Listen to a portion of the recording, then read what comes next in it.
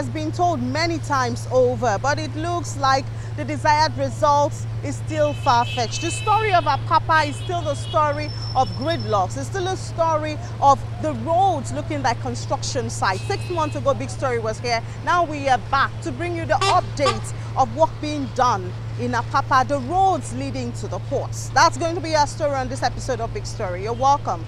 I'm Amy John Mekwa.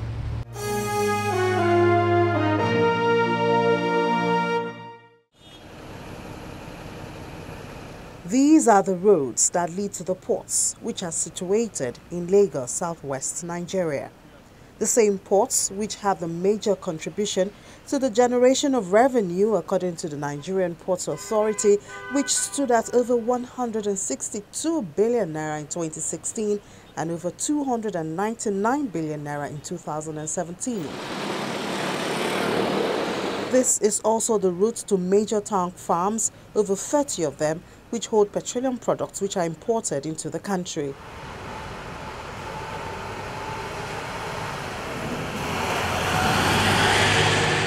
Companies and industries have also found Apapa to be a convenient operation location for many years, mostly because of the proximity to the ports.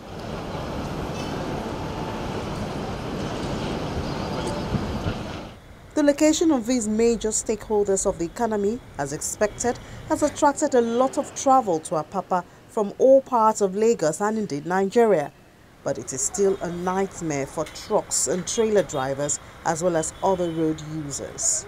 Please, I want you people to help us to tell government to come and help us to do Tinker Road from Maitu to Tinker, because people are dying every day. We are suffering, especially trailer driver. We are dying. So far, the road is very bad. No good road at all. Is it the road that is the problem, or is it you trailer drivers that you don't go and wait for your turn? The road is the problem. The road is bad. It's totally bad. Please help us to tell the government to come and help us to do the Tinker Road from Maitu to Tinker. If you go to Apapa, instead for them to pass the line, we will be there. Like me presently now, my vehicle has been there for over a week now, carrying export. And I have no other way. So the vehicle is there. When you look at the line, the vehicle remains in a position for the past 1 week, which is very bad. Assuming they are passing the vehicle in easily, assuming it's flowing, and there is enough space. There is enough space inside the terminal to drop the load. But they won't. We'll just be seeing it maybe for almost 30 minutes. A vehicle will enter. Why? So with the little space that is opening, they are using that period, that opportunity. You want to go in, you have to pay money.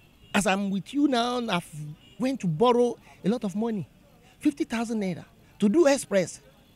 What I'm supposed to do free of charge. So all these things is creating problem.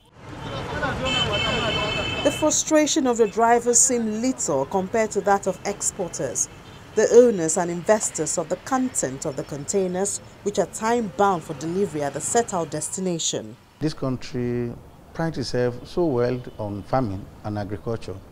That is what employs more than 70% of Nigerians. But now, without an outlet to sell, what do you think will happen to the farmers? The price fell, farmers are in abject poverty, things are getting worse every day.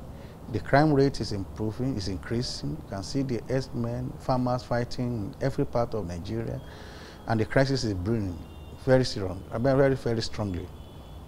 And it's going to have a multiplier effect on the economy, which already is already happening. That road is the only road to export agricultural commodities. And the road has been blocked for more than 1 year. Exports from Nigeria has become a nightmare. More companies are running away from exporting commodities from Nigeria because we don't have competitive advantage. There are countries that produces more. Their quality will get better because if you keep agricultural commodities for a long time, the quality deteriorates. Nobody wants to buy again. The quality at destination in the last 1 year has been a nightmare. For example, I tried to ship cashew precisely in February, sorry. It stayed at the port for 95 days. Yesterday, we told the custom, APMT, South Marine, to open the containers. It has started growing. It's becoming plants inside the containers because it has stayed there for how many months. A company that is losing money will definitely not employ more people. In fact, we are at the point of sacking some, and even in the warehouse, we have started reducing the number of laborers in the warehouse. And those are the contract staffs. We have to, because there's no business we want to do. It's so bad that our loss consistently per month has been increasing seriously from January to now. It's a negative balance at the end of every month. Even the state government, represented by the Wharf Landing Fees Authority, has been feeling the pinch. The law says you pay 1,000 wharf landing fees for 40-feet container and 500 for 20-feet container. That's all. Now, for you to collect that money, there must be access. You know, previously, every local government will just mount a roadblock. They say, okay, you are passing, you are damaging our roads, you have to give us money. So Lagos State government came in and said, okay, let us harmonize these things and have one central pool where you collect this money and it's shared quarterly. And the fees are meant for local governments. It does not enter into the state coffer. The money is for the 20 local governments and 37 LCDAs. And at the end of every quarter, every 3 months, they share the money to all the local governments and LCDAs with the local governments and LCDAs domiciled very close to the ocean, getting a lion's share, like Apapa and Jeremy Falodu.